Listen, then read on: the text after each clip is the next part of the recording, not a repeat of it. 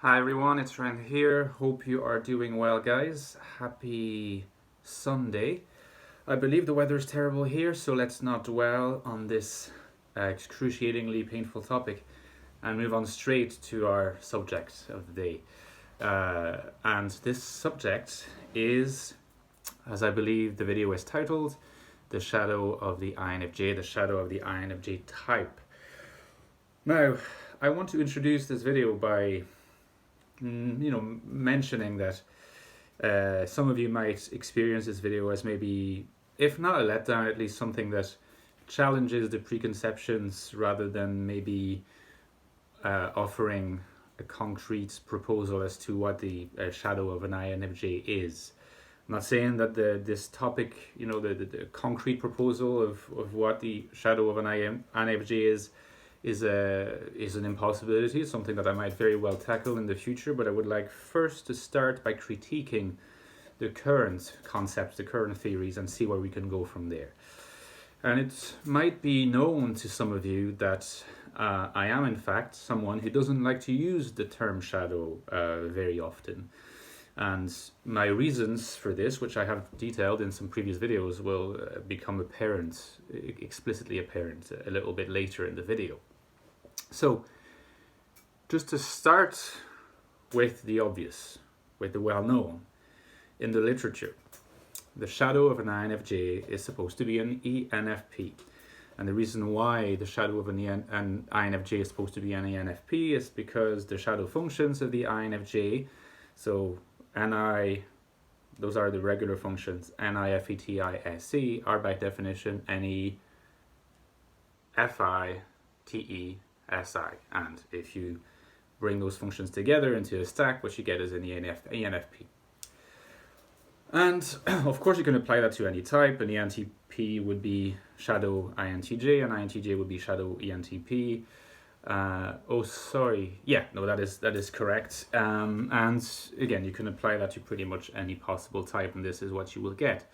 And I'm wondering, this obviously comes to a large extent from Jung, and I have to acknowledge that some of the thoughts that you're hearing me express in this video are linked to conversations that I've been having with a viewer of this channel who's provided some really interesting insights, someone with a deep understanding of Jungian typology and Jungian psychoanalysis, and then forum members that I discuss with on a regular basis. And it would appear that the psychology of the types that Jung wrote and in which he articulates for the first time the different categories of the extroverted intuitive, of the extroverted thinker, of the introverted intuitive, introverted sensor, and so on. In that particular section of psychological types, the book Psychological Types, Jung does not really make mention of the shadow. He has a concept of the unconscious, but at that point he has not brought its level of determination further into this concept of shadow, but he does that in further works. Now, I very much doubt that Jung himself associates the concept of the shadow, which he does develop in his later works, with the actual cognitive functions, FI, FE, the function stacks as such, because Jung never goes so far as to articulate a full function stack and to say this corresponds to ENFJ, this corresponds to ISTJ, and so on. This is the work of further theorists, including Myers and Briggs, but there is certainly the origin of this concept of shadow in Jung's work. Now, as long as the shadow means the unconscious, that's fine. I think it's more or less uncontroversial to say that every person has an unconscious domain, because this is one of the discoveries from psychoanalysis that I think cannot really be called into question. The question is rather whether it is true that every single INFJ has, and I'm using the case of INFJ here because we're really interested in INFJs on this channel. The question is rather whether every INFJ has a shadow which manifests in an articulated manner as an ENFP.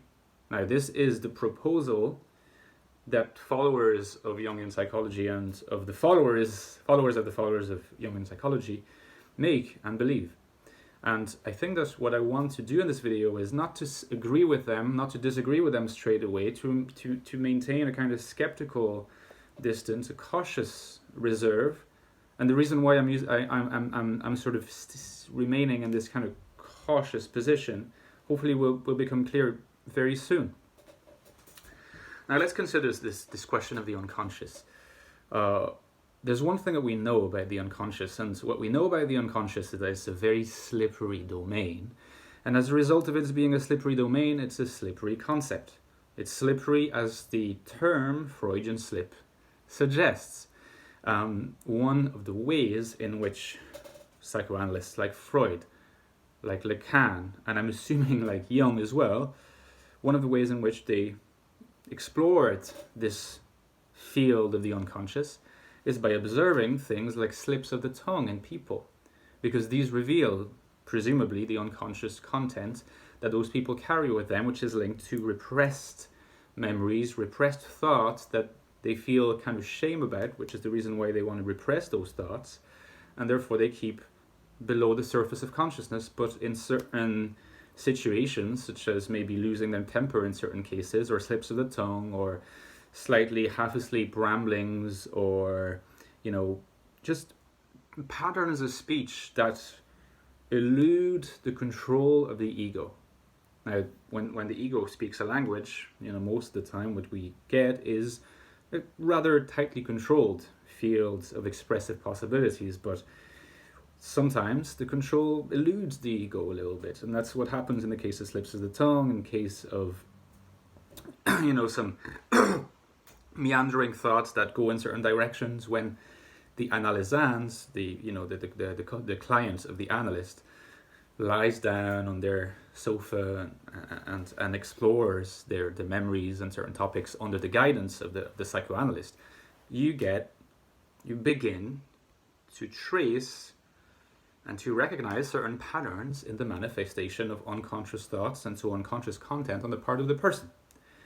So that's kind of how it works. And remember, those unconscious thoughts, that unconscious content, is slippery, is inchoate, is jumbled, and does not appear to the surface of consciousness easily, and is not very well structured, which is why it's very hard to interpret. And it's also why when you undertake an analysis with a psychoanalyst, if you want to do that, you can start one tomorrow. Usually, in order to complete that process of analysis, you need to spend like a number of years, often, at least in France, I know for a fact it is 5 years to complete an analysis, after which you can actually apply to become a psychoanalyst and open your office. I've not done one myself, but I know people who have, and the process is usually 5 years. So imagine that's a very long process. This means hours, dozens, hundreds of hours of carefully trying to extract the patterns from the content of the unconscious utterances that just come to the surface of consciousness. Now, what you can